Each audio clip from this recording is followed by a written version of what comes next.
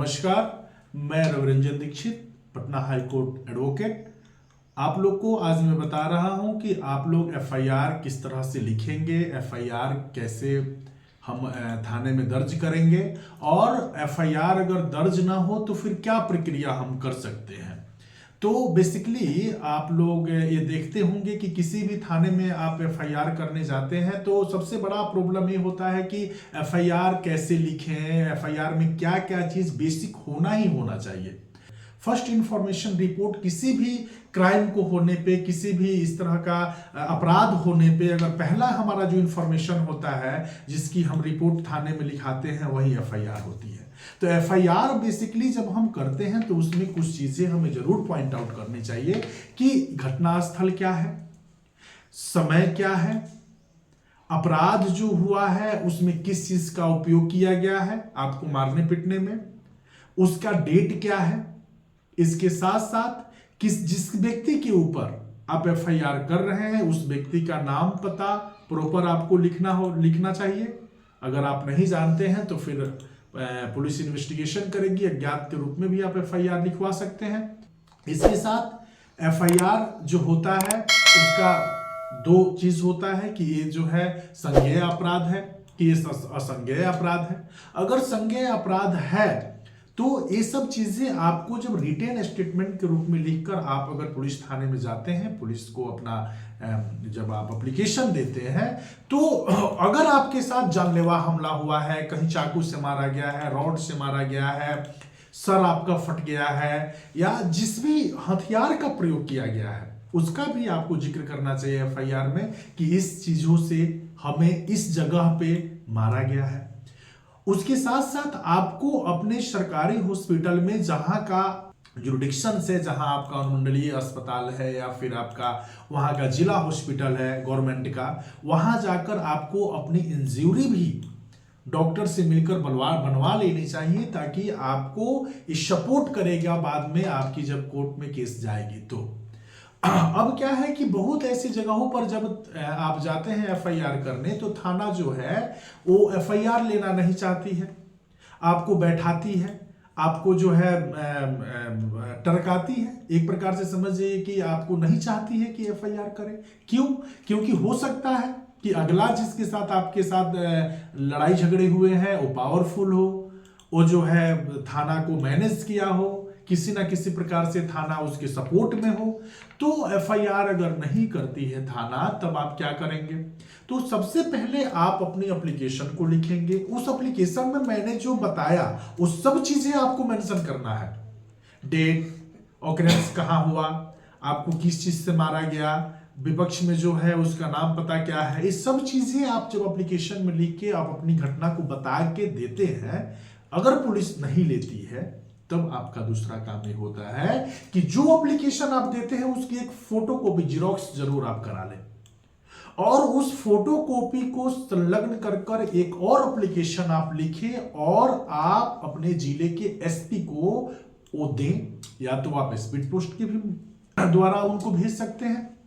या फिर direct SP की जनता दरबार लगती है, एसपी से डायरेक्ट मिलकर आप उनको सुपुर्द करें कि इस तरह इस डेट में मेरे साथ एक घटना घटा और ये काम जो है हमारा पुलिस वहां नहीं कर रही है। वैसे भी सुप्रीम कोर्ट का एक नियम है, रूल है कि अगर कोई भी संज्ञेय अपराध हुआ है तो उसमें Lalita versus the state of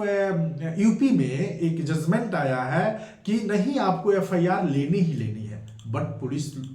तो करती है इस तरह की हरकतें कि आपसे एफआईआर लेने में वो संकोच करती है। तो एसपी को आप आवेदन देंगे, एसपी महोदय से अपनी बात बताएंगे और जो आवेदन आप थाने में दिए रहेंगे उसकी एक जिरोक्स कॉपी भी उस आवेदन में अटैच करेंगे। तब एसपी को देंगे कि महोदय मैंने इस तारीख को, इस डेट को मैंने थाने में एप्लीकेशन दिया था लेकिन इस पे कोई कार्रवाई नहीं हुई, पुलिस इस पे जो है कोई एक्शन नहीं लिया। अब एसपी जो है वो डायरेक्ट आदेशित करेंगे संबंधित थाना को और आदेशित कर ये कहेंगे कि आप इस एफआईआर को जो है वो लॉन्च करो और उसके बाद इस पे जो है इन्वेस्टिगेशन और आगे की जो कार्रवाई है उसकी आप शुरुआत करें। अब कहीं कहीं ऐसा भी होता है कि एसपी महोदय भी उस पे जो है वो नहीं होते हैं, कॉन्सेंस नहीं हुए, एसपी फोन नहीं कर पाए, एसपी जो है उस पे सीरियस नहीं हुए, या फिर आपके जो विपक्षी हैं वो एसपी तक अपनी बातों को पहले से रख लिया हो, कोई लीडर हो, कोई बहुत बड़ा बिजनेसमैन हो जिसके कारण उसके प्रभाव में आकर एसपी भी फोन नहीं कर पाए, तब अब आप क्या करेंगे? तो कोर्ट ये कहता है कि किसी भी एफआईआर को कोर्ट तक पहुंचाने के लिए जो उसका चैन है उसको आपको फॉलो करना पड़ेगा। आप थाने गए, थाने से आप एसपी के पास गए, अब वहां भी अगर आपकी एफआईआर नहीं होती है तब आप किसी वकील को पकड़े, अपने संबंधित जो आपके यहाँ कोर्ट है वहां आप जाएं, उस कोर्ट में किसी वकील महोदय को पकड़े और पकड़ने के बाद आप उनको वस्तु स्थिति बताएं कि इस जगह से मैंने एप्लीकेशन दिया, मैंने एसपी को भी एप्लीकेशन दिया, लेकिन मेरी कोई सुनवाई नहीं हुई, मेरी एफआईआर नहीं हुई। अब वहां जो है इसी चीज को लगाकर जो आपने एसपी को एप्लीकेशन दिया है, जो आपने थाने में एप्लीकेशन दिया है, इसकी जीरोक्स कॉपी को लगाकर और सीआरपीसी की 156 सेक्शन में सब क्लॉज उसमें जो है सब सेक्शन 3 में कोर्ट से अब जो है इस पे एफआईआर करने के लिए वकील कोर्ट से इसको वो करेंगे, फाइल करेंगे कोर्ट में, और कोर्ट फिर दिशा निर्देश करेगी, निर्देशित करेगी कि हाँ तो आपके लोकल थाना को, एक कोर्ट अब लोकल थाना को निर्देशित करेगी कि इस व्यक्ति ने आपके यहाँ आवेदन दिया था, इसने एसपी को भी आवेदन दिया, इनकी एफआईआर क्यों नहीं हुई। तो लगभग 99% इस बात को आप मानकर चले कि कोर्ट के निर्देशानुसार वो एफआईआर पुलिस स्वीकृत करेगी और तब उस पे जो है आगे की पहल जो है वो थाने के द्वारा शुरू होगा, उसकी इन्वेस्टिगेशन शुरू होगी, फिर आगे का जो भी मैटर है वो शुरू होगा। तो मेरे कहने का मतलब ये है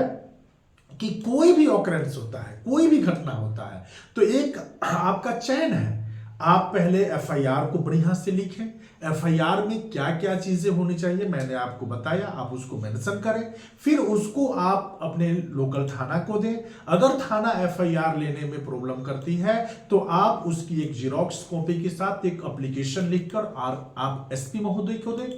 एसपी महोदय को देने के बाद अगर वहां से भी काम नहीं बनती है तो आप अपने कोर्ट में जाएं, एक वकील महोदय को पकड़े और पकड़ने के बाद आप सीआरपीसी की धारा 156 के सब सेक्शन 3 में जो रूल है उसके अनुसार कोर्ट निर्देशित करेगी और आपकी एफआईआर होगी। आशा करते हैं कि ये वीडियो को आप देखेंगे। अगले एपिसोड में मैं आपको ये बताऊंगा कि अगर आप थाने में जाकर एफआईआर नहीं करते हैं तो क्या आपके पास ये भी है अधिकार कि आप ई पोर्टल से, अर्थात आज के जमाने में जो है कम्युनिकेशन की साधन आ गई है, आप अगर चाहें तो ई पोर्टल के भी माध्यम से अपनी एफआईआर को दर्ज करा सकते हैं विदाउट आप थाने में गए। अगले एपिसोड में मैं आपको ये बताऊंगा।